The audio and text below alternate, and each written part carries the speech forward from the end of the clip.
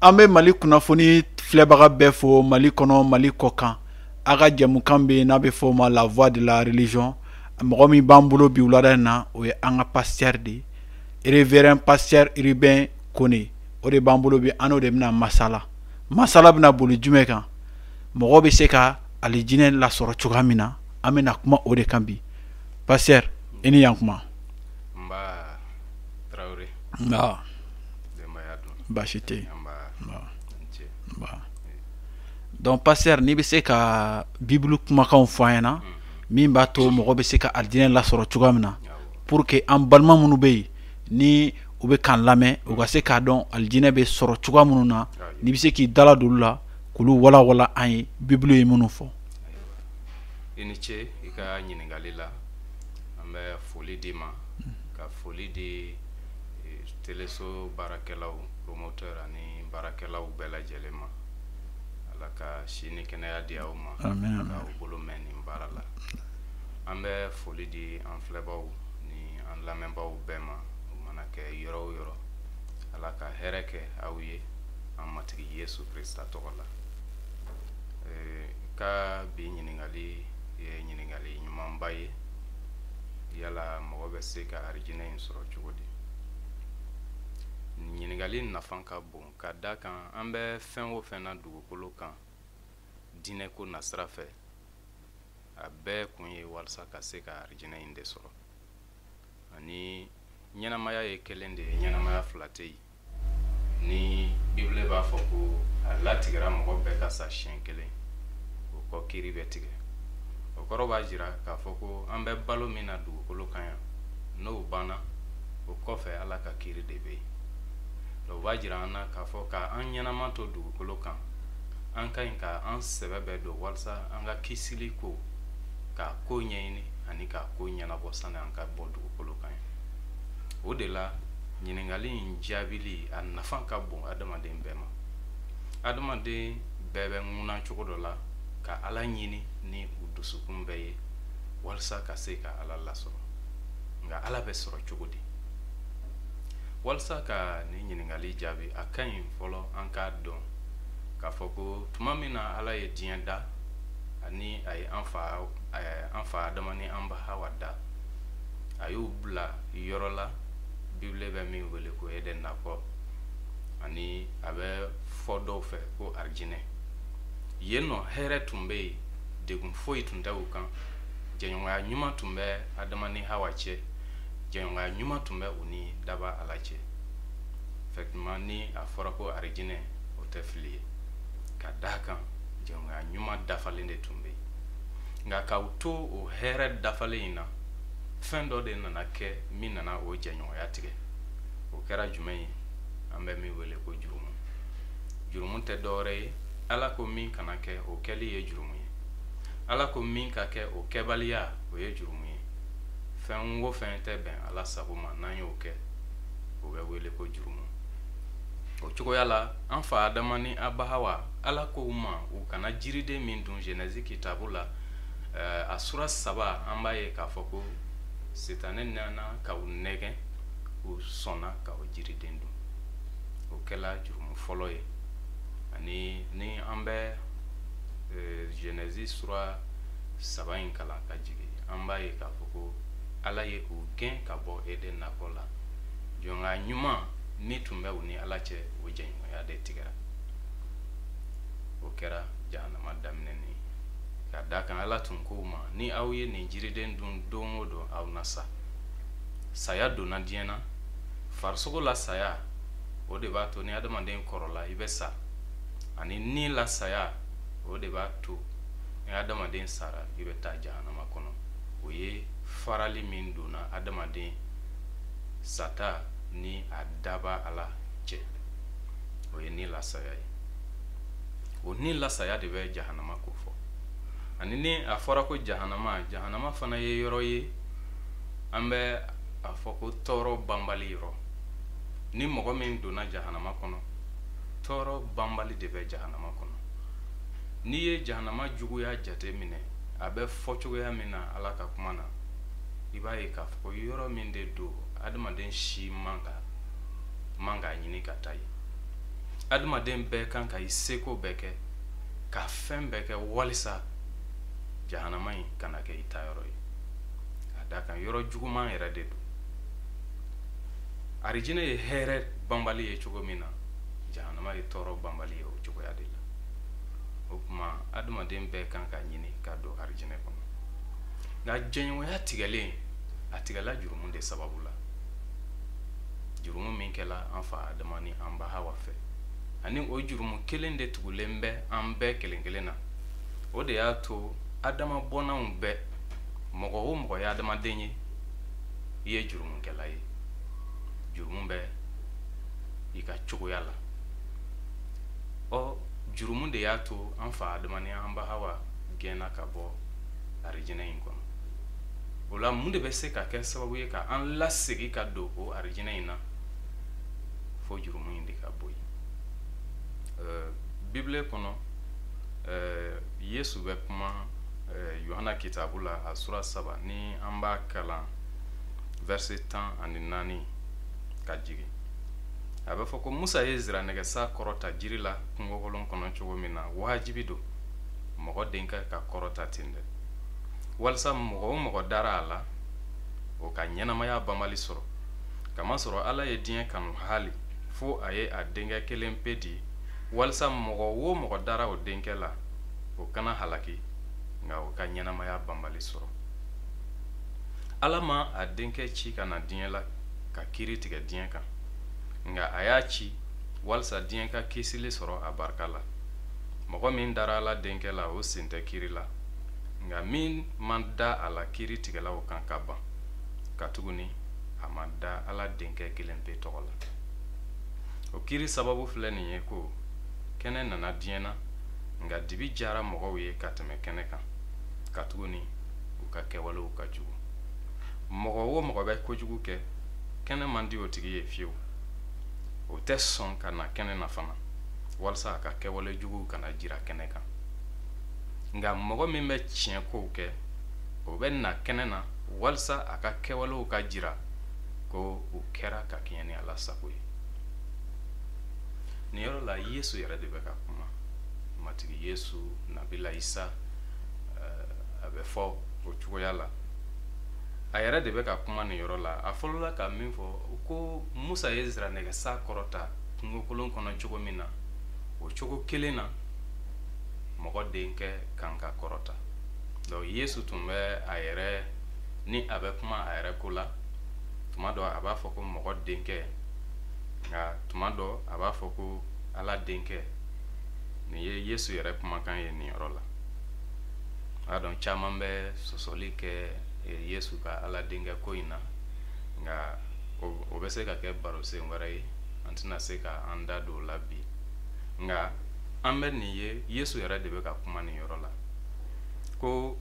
musa ye ziranɛgɛsa kɔrɔta kungokolon kɔnɔ cogo min na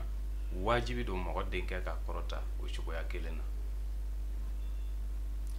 musa ye ziranɛgɛsa min kɔrɔta kungokolon kɔnɔ o fana ye tariku dɔ de ye tuma min na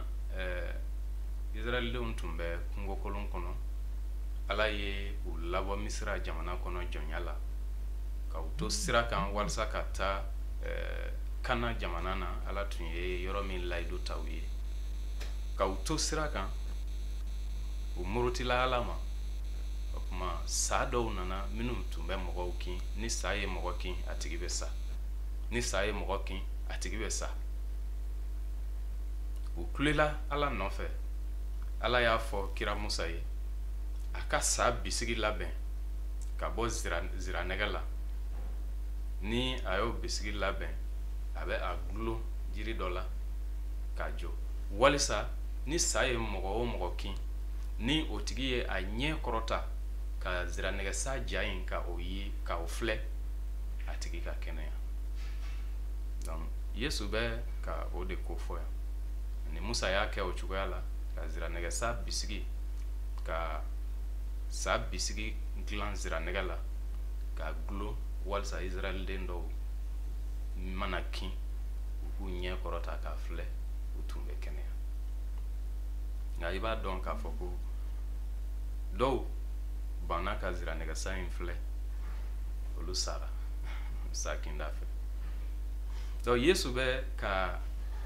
o de ta ka kɛ misali ye yan ko cogo kelen na fana ko mɔgɔ denkɛ kan ka kɔrɔta ani a bɛ ka kɔrɔtali min fɔ a bɛ ka a yɛrɛ ka saya ni a ka sukununi de ko fɔ yesu gbɛmɛna jiri la adamadenw kosɔn walasa mɔgɔ o mɔgɔ mana a ɲɛ kɔrɔta i ko ziranɛgɛsa kɔrɔta la cogo min na ka yesu filɛ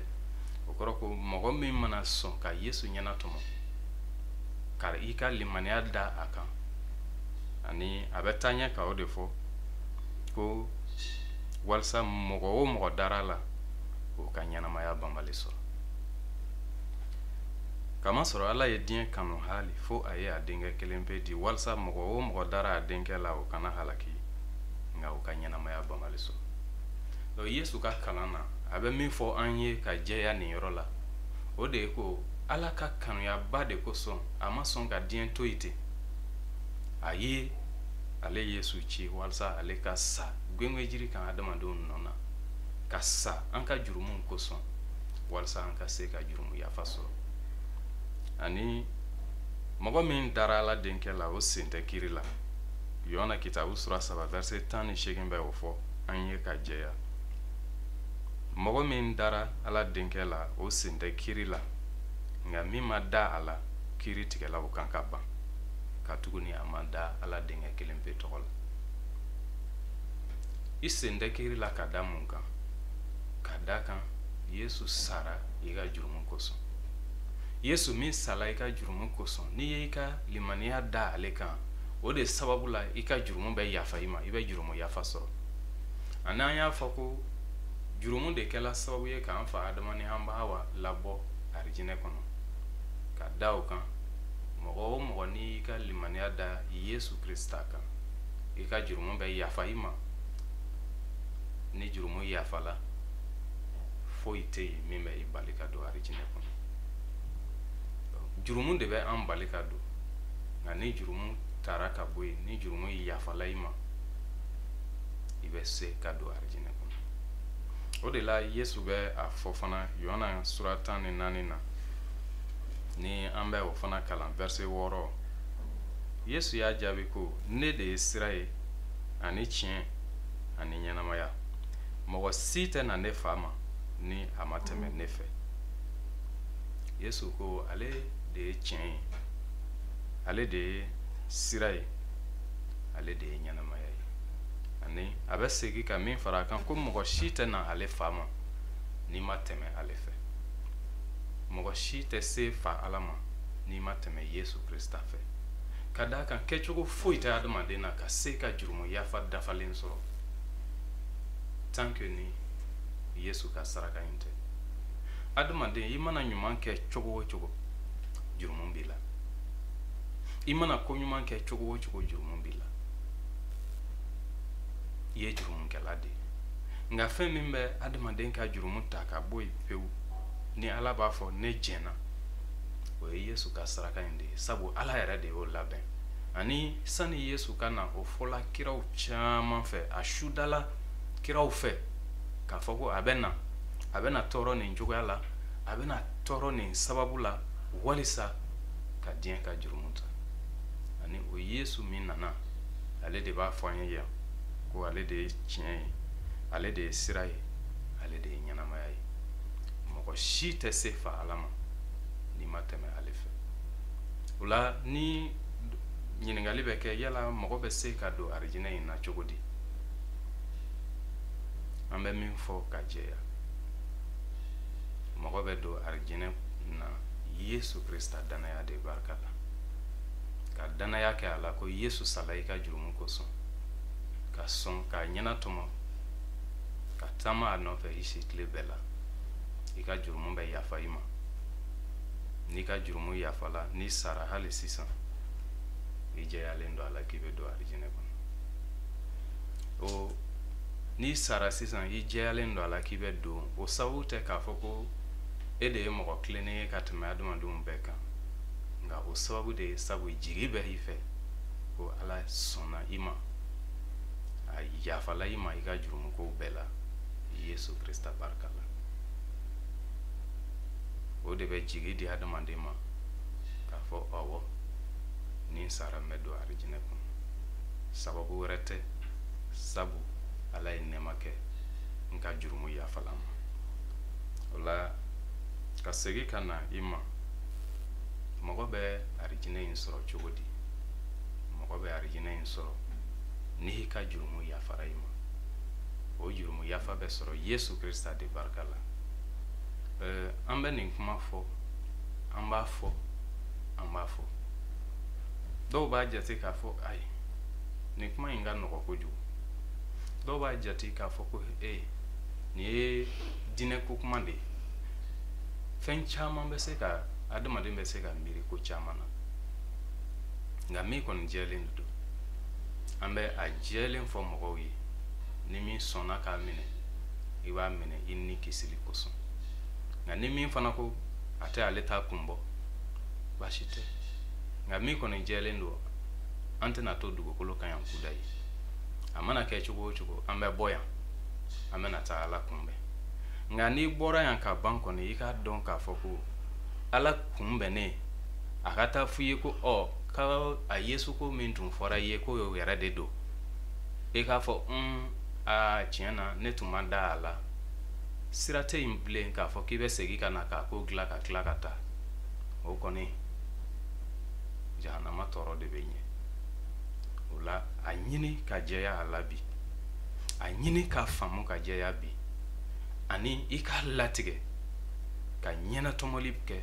i yɛrɛ ni kisili kosɔn sabu kelen de ko don i ni mɔgɔ wɛrɛ si tɛna taa arijinɛ na ɲɔgɔn fɛ bɛɛ bɛ taa i yɛrɛ ye i ni mɔgɔ wɛrɛ si fana tɛ taa jahanama na ɲɔgɔn fɛ bɛɛ bɛ taa i yɛrɛ ye de ko don wa ɲɛnatɔmɔli bɛ de bolo da Yesu Krista la i na kisi i ni ka denbaya ala ka duba ye an bɛ Mali kunnafoni filɛbaga bɛɛ fo Mali kɔnɔ Mali kɔ kan an ka foli bɛ an ka révérend pasteur Ruben Kone église évangélique protestant de Yirimajɔ 501 an ka foli bɛ chrétien den bɛɛ lajɛlen ani pasteur bɛ pasteur ni y'a faamuya dinɛ kuma don dinɛ o de b'a ka i de bɛ dinɛ maîtriser évangélique dinɛ i b'a maîtriser donc ni ɲininkali dɔ bɛ n bolo n'a ma kɛ fili sira ye a bɛ se ka kɛ ɲininkali sira ye i ko ko mɔgɔ o mɔgɔ bɛ tɔgɔ fɔli kɛ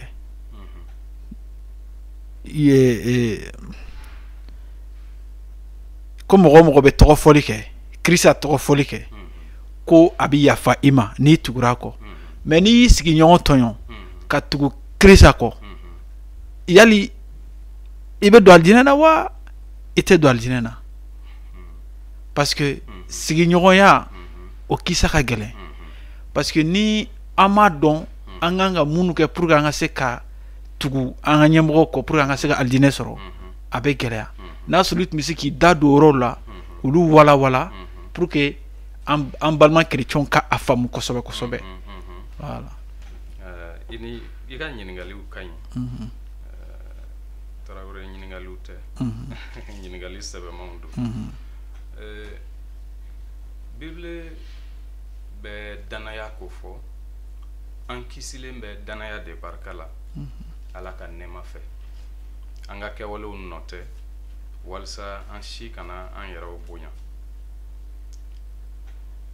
Efesikaw sura 2 verset 8 an bɛ o kalan aw kisilen bɛ nɛɛma de barika la danaya fɛ o ma bɔ aw yɛrɛw la dɛ ala ka nilifɛn don o tɛ kɛwalew nɔ ye walasa mɔgɔ si kana a yɛrɛ bonya ala ka baara nɔ ye anw de ye a ye an da Krista Yesu la kɛwale ɲumanw kama a kɔnna ka olu labɛn walasa an ka taama o la nin yɔrɔ la a bɛ fɔ ka jɛya ko kisili in tɛ an yɛrɛw ka fanga ye ala de ye nɛɛma kɛ an ye an ka danaya kosɔn Yesu Krista la ka an kisi nga ala ye an kisi kɛwale ɲumanw de kɛli kama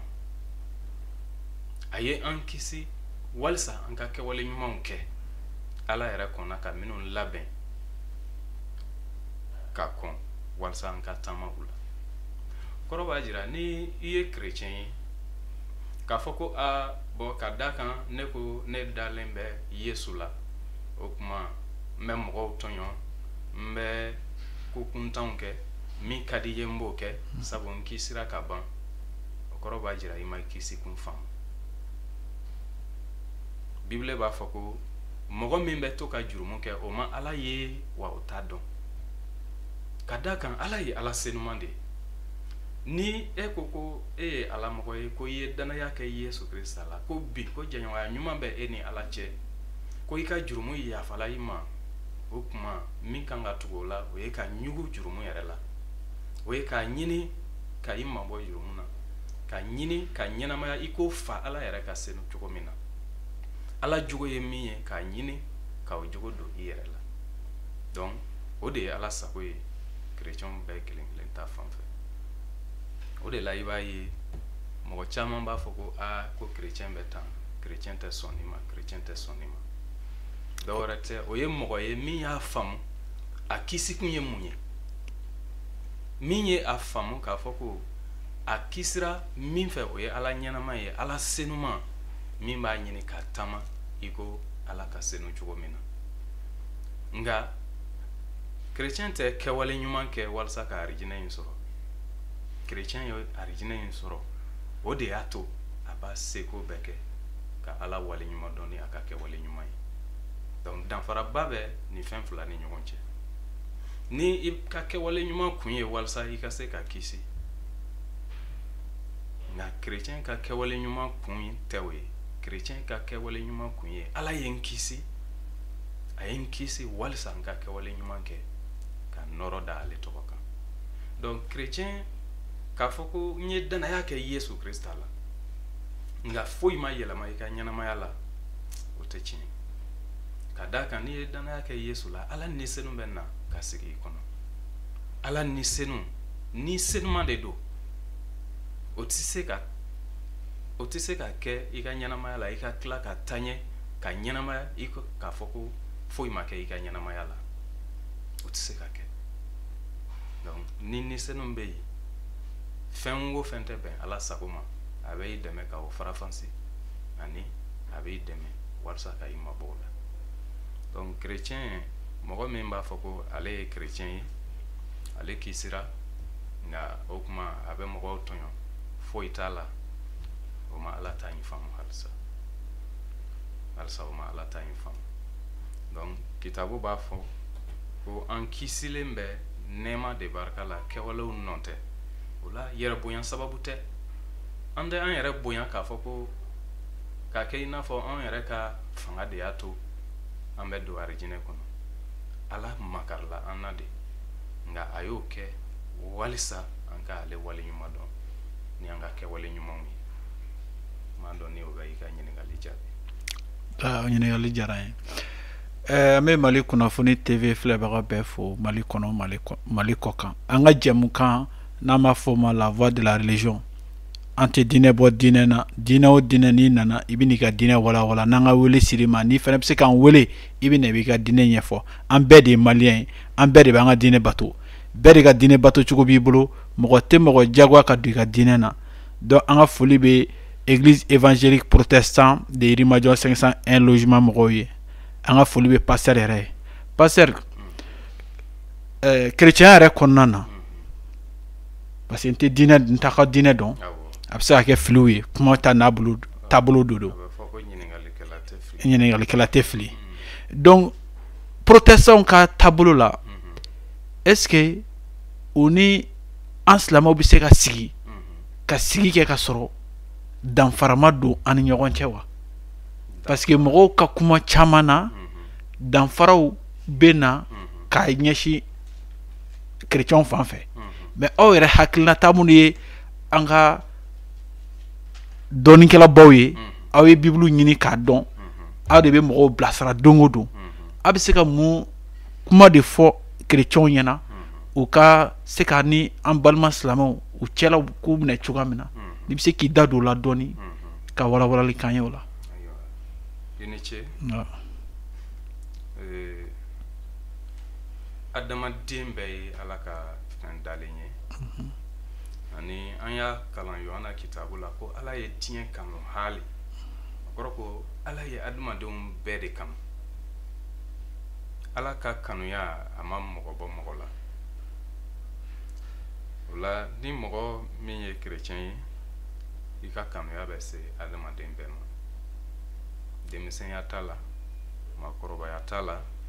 An ye jamukan min kɛ ka tɛmɛ an y'a fɔ ko Ala ye adamaden bɛɛ da a yɛrɛ ja la ani bɛɛ ka ɲi ka minɛ ni bonya ye. Bɛɛ ka ɲi ka minɛ ni bonya ye. An ka Rɔmɛkaw sura 12 an b'a kalan verset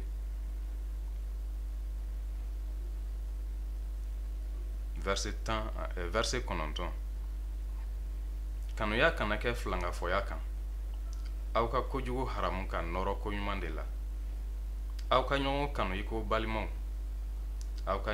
ɲɔgɔn dan ɲɔgɔn bonyali la. A ye aw jija aw kana kɛ salabatɔw ye. A ye aw dusu kalaya ka baara kɛ matigi ye. Aw ka ɲagali jigi la, ka muɲuli kɛ tɔɔrɔ la, ka timinandiya Ala delili la. Aw ka balima senumanw mako ɲɛ, ka dunanw ladon. Minnu bɛ tugu aw la ka aw tɔɔrɔ aw ka duba ta olu ye. Aw ka duba ta, aw kana dangali kɛ. A ye ɲagali tɔw fɛ, ka kasi tɔw fɛ. Aw miirili ka kɛ kelen ye, aw kana aw yɛrɛw bonya, nka aw ka fara mɔgɔ majigilenw kan. Aw kana aw yɛrɛw jate hakilitigiw ye.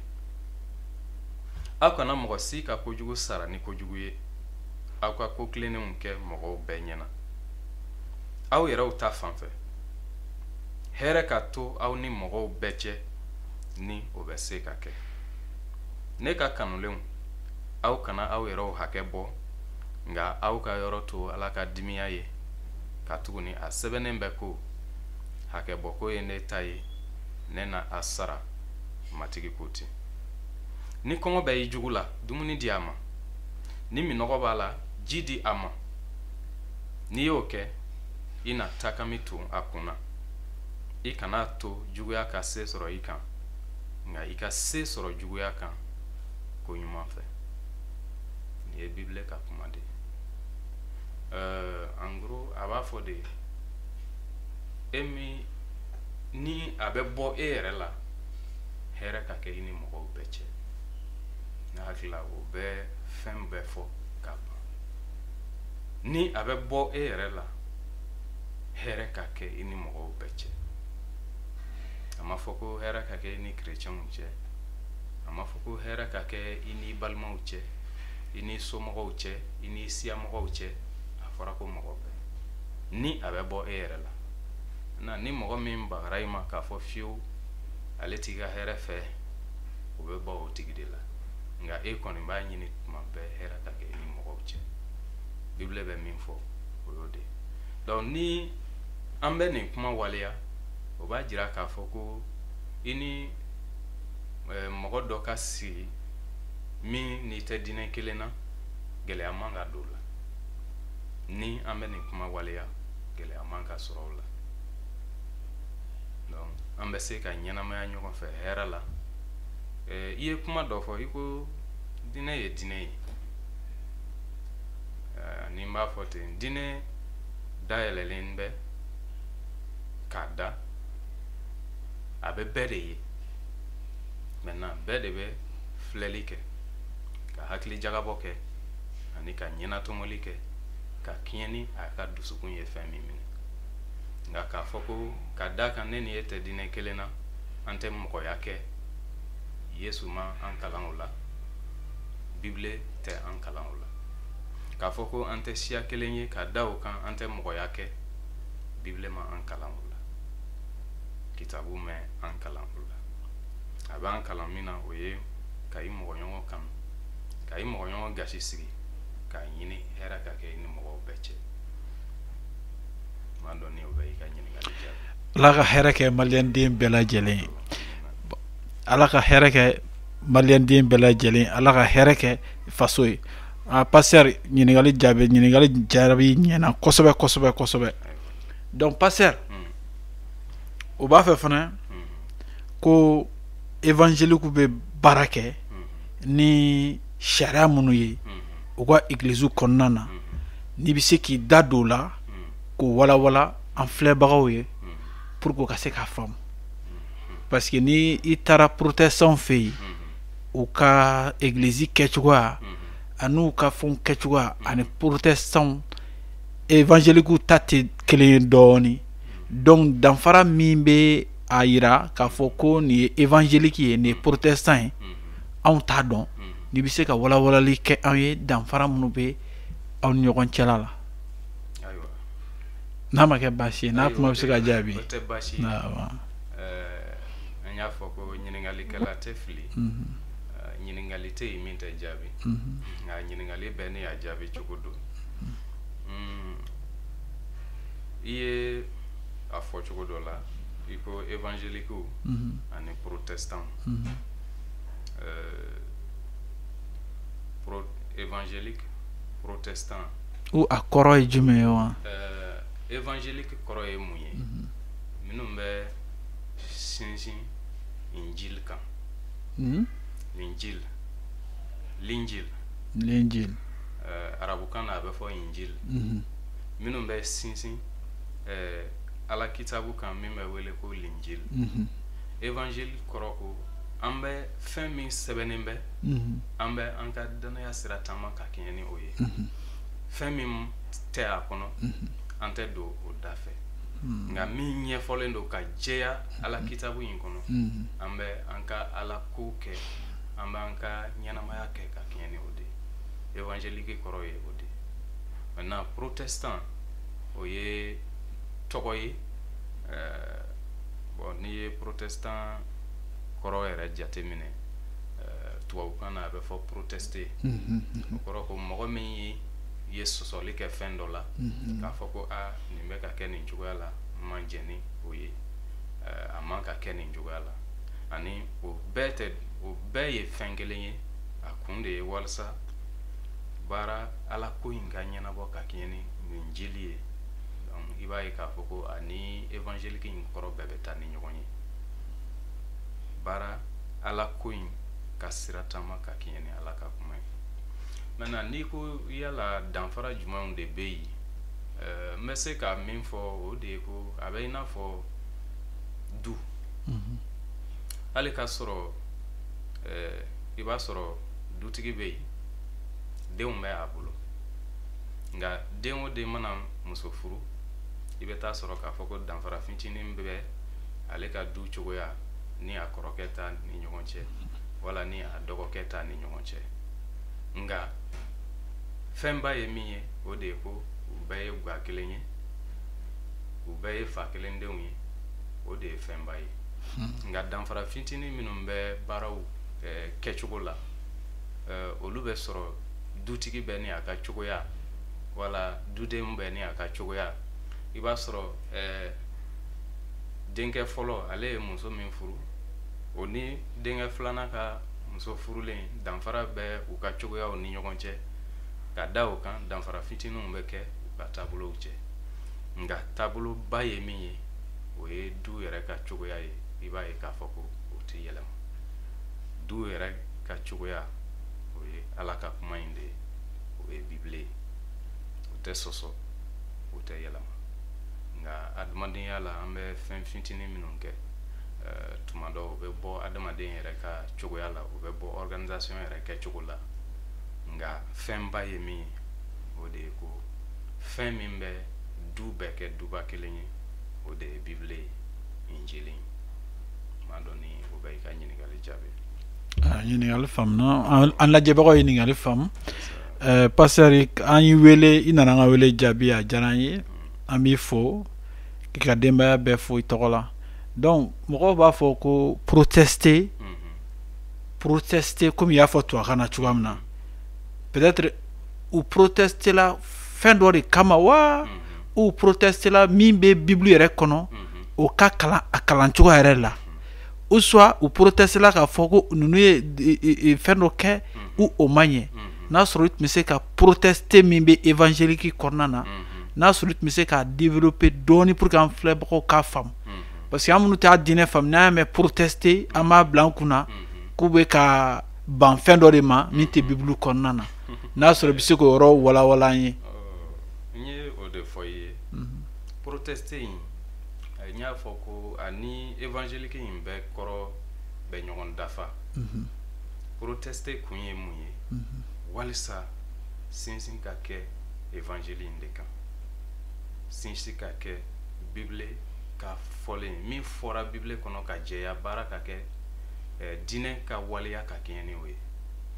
fɛn min fɔlen tɛ ka jɛya bible kɔnɔ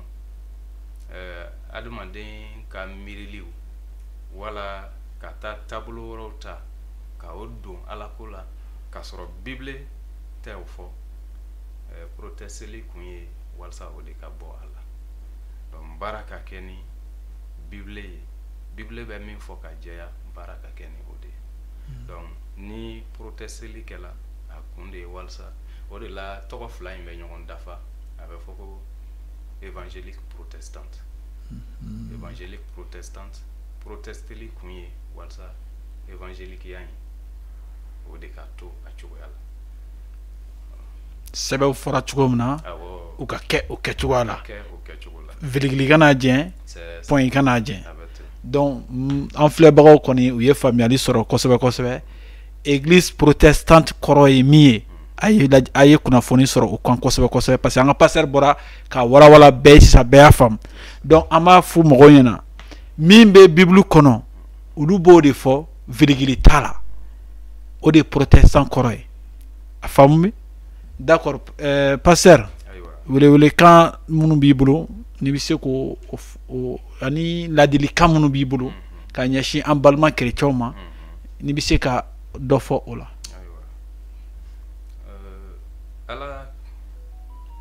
ala ko n bɛ an filɛbagaw bɛɛ jija ka ala ko in ɲɛɲini a ɲɛɲini waati la ani ka latigɛ kɛ a kɛ waati la sabu waati bɛ adamaden ka ɲɛnamaya ko bɛɛ la tuma min na ni an bɛ ninakili tuma min na an bɛ se k'a fɔ bi o ye an ka ɲɛnatomali kɛ waati ye n'an sara ka ban foyi wɛrɛ tɛ yen adamaden ka mɔgɔw ka dubabu o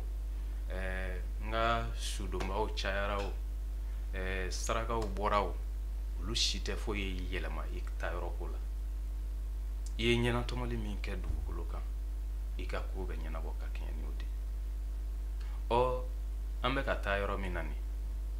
yɔrɔ ɲumanba ani yɔrɔ juguba o kuma walisa an kana taa yɔrɔ juguba in na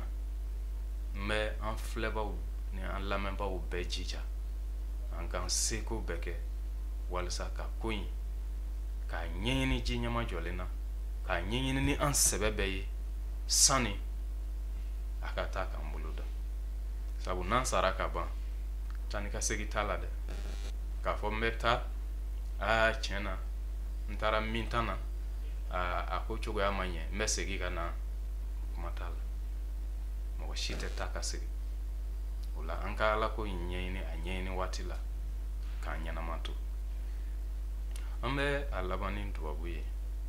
ka dubabu kɛ an ka jamana ye hali bi ala yɛrɛ ka an ka jamana in dɛmɛ tiɲɛna an bɛ ala fo a bɛ ka dɛmɛli min kɛ fo ka na se bi ma an b'a ɲini ala fɛ a ka taɲɛ ka an ka jamana bɔ bolo la an bɛ ka ŋuna hɛrɛ min nɔfɛ ala yɛrɛ k'o nɔgɔya an n'an denw ye ani mɔgolo nataw ye ala ka duba mali jamana ye ka jamana in kɛ hɛrɛ jamana ye ala ka duba mali burkina ani niger jamanaw ye ani farafina bɛɛ ala ka hɛrɛ kɛ aw fana ye k'aw ka baara jidi an matigi yesu tɔgɔ la. An bɛ Mali kunnafoni TV filɛbaga bɛɛ fo Mali kɔnɔ Mali kɔkan an ka pasteur de tun b'an bolo révérend pasteur Kone église évangélique protestante de Yirimajɔ 501 logement pasteur de do pasteur bɔra k'a fɔ i ka sudonbaga n'a cayara ni Mali bɛɛ ye n'i ma ɲuman kɛ i tɛ kisi. N'i sara i ka saraka bɔ misi 5 misi 6 a fagara o t'i kisi. I ye min kɛ ko de b'i kisi. I ye min kɛ an bɛ ka bɛn da ɲɔgɔn ye. Ala ka waati wɛrɛ yir'an na.